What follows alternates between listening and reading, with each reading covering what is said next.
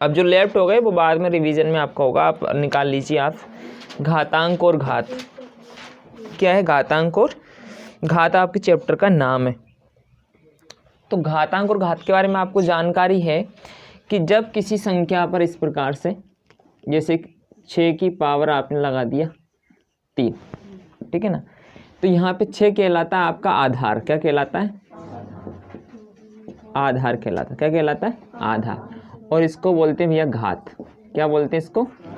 घात। ये आपका 6 आधार और 3 क्या आपका घात है। अब इसको अगर आगे से सोल्व करें तो घात क्या कहती है कि जितनी जितनी घात लगी है उतने ही टाइम उसको मल्टीप्लाई कीजिए। सपोज दैट 6 की पावर 3 है तो यहाँ 6 को लिखना पड़ेगा। कितनी बार लिखना पड़ेगा? 3 बार। ये नियम कहता है घात का। ये आपको समझ में आ गया? ठीक है। तो इसका आंसर कितना जाएगा? 216। कैसे आया? 6 की घात 3 बार लिख करके आंसर कितना आ गया? 216। ये लगाना। सपोज दैट मान लो इस पे इस प्रकार लगा होता है 16 की घात 1/2। 16 की घात 1/2। इसको कैसे सोल्व कर दे? इसकी घात तो आपने हटा दी, सपोज दैट 3 को लिख करके ये 216 आंसर आ गया। अब यहाँ पे 1/2 आ गया। इसको कैसे सोल्व करोगे? क्योंकि 1/2 बार तो आप लिख नहीं सकते। आधा बार कैसे लिखोगे? क्या लिख सकते हो? 1/2 का मतलब होता है रूट। क्या होता है? रूट चढ़ा दो ऐसे करके, तो आंसर आ गया 4। कितना आ गया? 4। या फिर इस 16 को लिख सकते हो 4 की पावर 2 और पूरे की पावर क्या लिख सकते हो? 1/2। 2 से 2 कैंसिल आउट हो गया, आंसर कितना आ गया? 4। ये होते हैं। ठीक, देखना कुछ नियम है घातांकों के नियम। वैसे मैं आपको मैंने फाइलें दे रखी, उस फाइल में पूरे घातांकों के नियम लिखे हुए, कुछ छूट जाए आप उसमें से देख लेना। जैसे 1 की घात 0 है तो इसका आंसर कितना आएगा? 1 आता है। अब ए मतलब कोई सी भी वैल्यू आ सकती है, ठीक है। अगर मान लो ए की पावर किसी भी संख्या की पावर 1 आ जाए तो आंसर कितना आता है? वो ही संख्या वापस रिपीट हो जाती है। होता है नियम। अगर ए की पावर 0 होगा तो आंसर आएगा 1 और ए की पावर 1 होगा तो आंसर आएगा ए। अब ए मतलब कोई सी भी संख्या। आ गया समझ में? अब देखना इधर, ए की पावर कितनी दे दी आपको? m, और ए की पावर कितनी दी आपको? n। यहाँ पर बेस सेम है। देखो इधर बेस कैसा है? सेम है। देखो ए इधर ए इधर, तो जब बेस सेम होता है तो घातें क्या होती है? बोलो तो जरा। जुड़ जाती है। ये घातें क्या हो गई? ये जुड़ गई है। ए की पावर कितना है? m डिवाइड ए की पावर n। ठीक है। अब देखना यहाँ पर गुणा था तो घातें जुड़ी थी, और यहाँ डिवाइड है तो घातें घट जाएंगे। घातें क्या हो जाएंगी? घट जाएंगी। कभी कभी इस डिवाइड की जगह आपको ऐसे सिंबल बना हुआ आता है बटे के रूप में, अपॉन के रूप में, ऐसे, तो भी आंसर आपका इस रूप में ही आएगा। ठीक है।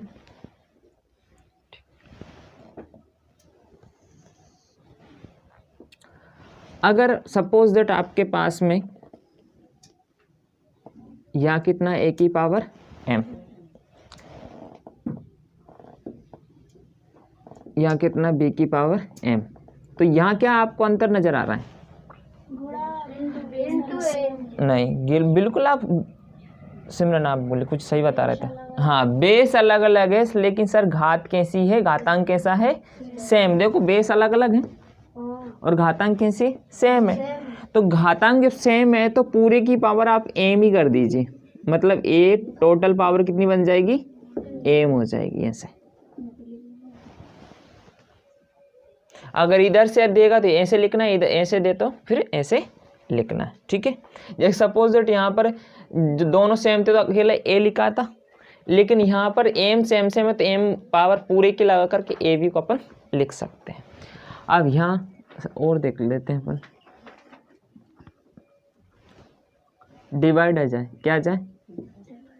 यहाँ m है, यहाँ पर भी m है। इसको हम कैसे लिख सकते हैं?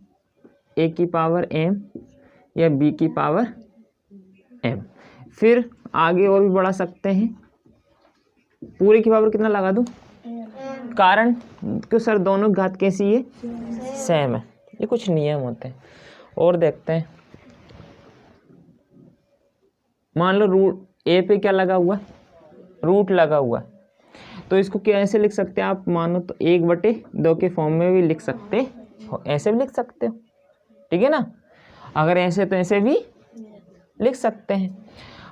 सपोज दैट आपको कोई संख्या दे दी और उस पर माइनस में घात है, किस में घात है, माइनस में, या -1 है, क्या है। अब मान लो इस माइनस को हटाना है, इन्वर्स बोलते हैं इसको, ए इन्वर्स, इस इन्वर्स को आपको रिमूव करना है तो क्या करना पड़ेगा, 1 आ जाएगा बटे के नीचे और ऊपर हो जाएगा 1/a।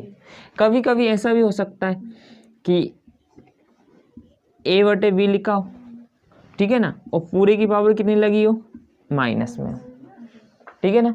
तो क्या करते, पलटते हैं, जैसे यहाँ पर भी पलटा था, b कहाँ चला जाएगा, जैसे कि यहाँ पे 1 हमेशा कहाँ रहता है, 1 रहता है नीचे बट्टी में, इसलिए 1 ऊपर चला गया और 1 कहाँ पे आ गया, नीचे हो गया। कई बच्चे सिर्फ इसी 1 को समझ रहे होंगे, वो नहीं, ऐसा नहीं है कि सर ये 1 लिखा होगा, वो 1 नहीं है। तो ये b कहाँ चला गया और 1 कहाँ पे आ गया। अब कई बच्चे सोच रहे हैं सर 1 ही आ सकता है, 2 आ सकता है, 3, कुछ भी आ जाए। मान लो यहाँ पर आ जाए a⁴ आ जाए, कितना आ जाए, 4 आ जाए, तो भी या घात a पे घात कितनी है, 4 है, तो ये माइनस हटेगा, यहाँ पे आकर के किस में हो जाएगी, प्लस की हो जाएगी। अब कई बच्चे सोच रहे हैं सर ये माइनस हटा, तो बिल्कुल माइनस हट गया प्लस, लेकिन यहाँ 1 घात का भी लिखते हैं ऐसे पावर में, नहीं लिखते, माइनस होता तो लिखते हैं। तो इस प्रकार हो गया। और जैसे कई सवालों में आएगा तो मैं उसमें समझाऊंगा, एक बार अगर कोई डाउट हो तो पूछ लो इसमें, फिर मैं सवालों को करवा रहा हूँ। आपके पास फाइलों में ऑलरेडी लिखे हुए, इनको घातांक के नियम बोलते हैं। कौन से नियम बोलते हैं, घातांक के नियम। नंबर 1 में पहला ही क्वेश्चन आप ये यहाँ लिखना है, मान ज्ञात कीजिए, लिख देता हूँ, मान ज्ञात कीजिए, ठीक है।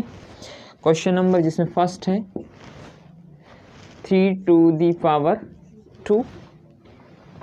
एंड सेकंड है -4⁻² एंड थर्ड है 1/2⁻⁵, ठीक है। अब सबसे पहले सपोज दैट आप फर्स्ट वाले को अपन सॉल्व करते हैं। क्या लिखा है यहाँ पर, 3⁻² है, तो इस माइनस को यहाँ से रिमूव कर दूँ। तो अभी जस्ट पहले मैंने आपको बताया था, चलो 1 टाइम्स में इसको राइट कर लेता हूँ, ये 1/3 और ये माइनस हट के नहीं, अकेला क्या रह गया, पावर 2, 3 कितना हो गया, 2 हो गया, है ना। अब मुझे बताओ दिख रहा था कि नहीं दिख रहा था, ठीक है ना। अब ठीक है, अब इसको अपन कैसे लिख सकते हैं, कैसे लिख सकते हैं बोलो तो जरा। कई बच्चे ऐसे भी लिख सकते हैं, देखो इधर अगर कुछ कन्फ्यूजन हो रहा है ना, तो ऐसे भी लिख सकते थे और दूसरा ऐसे भी लिख सकते थे, ठीक है। ऐसे भी आप लिख सकते, जैसे 3 कहाँ आ गया, नीचे 1 आ गया ऊपर, तो ये माइनस हटा, पूरे पावर 3 लगा दिया, 2 लिख दिए। अब आगे की प्रोसेस क्या कहती है भैया, 1/3 का घात 2 हुआ तो इसको 2 बार लिखना पड़ेगा, कितनी बार लिखना पड़ेगा, 2 बार, 1/3 गुणा 1/3, आंसर बोलो कितना आया, 1/9, यही क्या आ गया आपका आंसर, ठीक है। अब समझना, अभी राइट बिल्कुल नहीं करना, फास्ट जब मैं बोलूँ तब राइट करना है। कमल किशोर विदाउट आवाज़ की यहाँ पे आ जाओ, सिमरन की जस्ट इस खंबे के पीछे, जगह नहीं मिल रही तो कोई दिक्कत नहीं, आप यहाँ बैठ जाइए, ठीक है। आवाज़ नहीं करना, हंसना भी नहीं, लाफिंग भी नहीं करना, उधर गिर मत जाना, इतना जरूर ध्यान रखना, और बैठना उस स्कोर पे ये, ठीक।